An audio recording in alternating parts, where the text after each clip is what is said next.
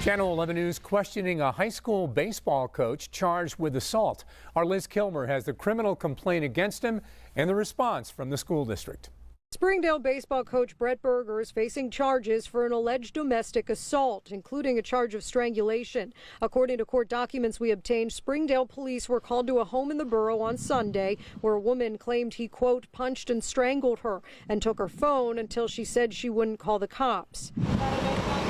We spotted Berger on that block Monday, but he didn't have a comment.